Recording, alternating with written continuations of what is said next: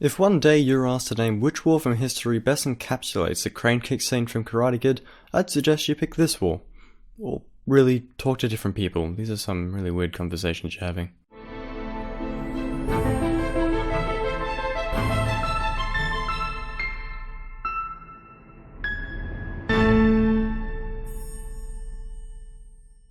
Hello and welcome to Feature History, featuring the Russo-Japanese War, named as such because, well, take a wild guess. As the first true conventional war of the 20th century, it had a lot to show the world about how new war works. Though really all anyone took away was that Russia is stupid. However, today, using my amazing video creation and writing skills, we can take a delve into the past and learn much more from this slightly interesting conflict. In the late 19th century, Japan had broken from its feudal past and rapidly modernized, outdoing many European nations. I made a video about this, you can just look at that. Still unproven, they sought to do as any other empire would, expand. The Tsarist Russia of the same era had entered under the reign of Nicholas II, soon to be subject to his infamously inept reign. The great power had built one of the largest empires, stretching from Eastern Europe to the more eastern East Asia. Their modernization, however, wasn't great, and they began to find themselves sliding further into debt as national pride and unity dipped. However, with the construction of the Trans-Siberian Railway, the road that would connect all of Russia, Nicholas dreamt of imperial expansion in the east, one that might just cross over with Japan.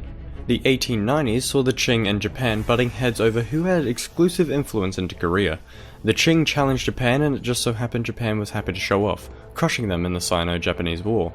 Japan had a field day, claiming their influence over Korea and taking Taiwan in the Liaodong Peninsula.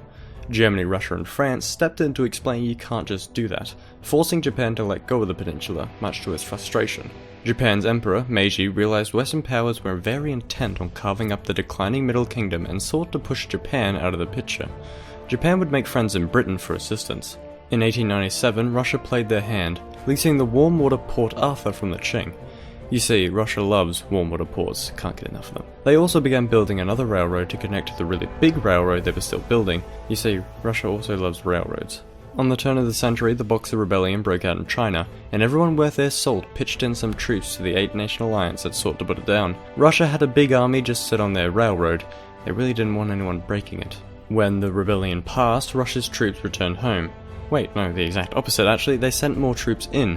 Japan wasn't a big fan of a lot of armed Russians loitering where they looked to expand, and so asked if they could kindly piss off. Russia thought this was a joke, and confident Japan wouldn't do a thing, asked Japan to piss out of Korea instead. The only thing pissing off, however, would be both members from the negotiation table. Nicholas was assured when victory of war came. This would be the triumph to drive his nation and naysayers into one proud country. Russia would win. It had 3 times the population, 5 times the military, and practically unlimited resources. Yes, it was on the complete opposite side of the country, but Russia would win because they were European. Europeans don't lose. Japan declared war on the 8th of February 1904, several hours after they had attacked Port Arthur and crippled Russia's Pacific Fleet. They also began to quickly usher their armies into Korea. The Russian troops hastily prepared trenches and barriers on the Yalu River. The outnumbering Japanese would channel their roots in Bushido, death before dishonor, no retreat, no surrender, to scare the Russians back.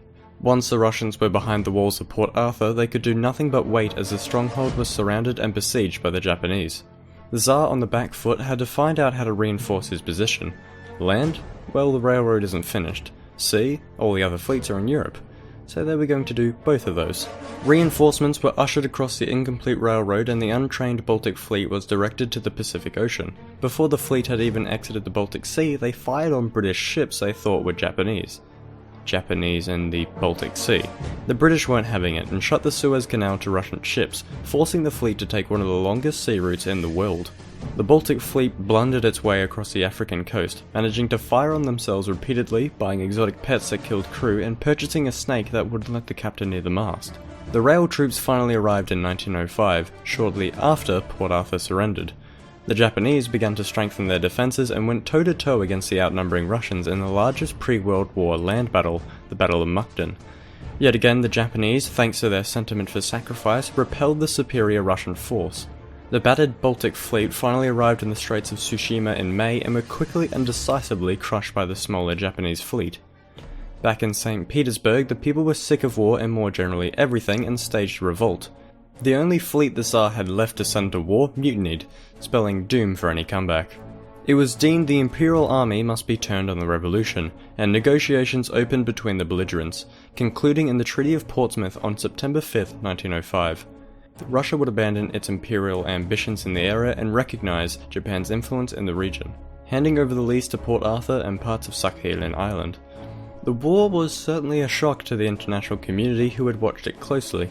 A European power had been brought to its knees by an Asian one, Russia an embarrassment, and Japan now the preeminent Asian power. The people of Japan were not happy with such middling gains for such sacrifice. However, the imperial court ignored them and used the war to pave their way to annexing Korea in 1910 and further expanding into Manchuria and China down the road. The revolution in Russia was put down, but at the expense of Nicholas II being very publicly exposed as a moron. His people hated him, and his enemies in Germany and Austria-Hungary felt confident in combating him, leading to his eventual deposure and assassination in the Second Revolution. The war set the scene for the world wars to follow and stood as a testament to the prospects of war in the early 20th century. But it's more enjoyable to just laugh at all the political cartoons that thought Russia would kick Japan's ass. Thanks to the patrons and personal mentions to Anal Scrub, Steve Graham, Zedfer, Thrace Vega, and Grandpa Hex. Yeah, I don't have any clever joke today. It's kind of depressing, actually.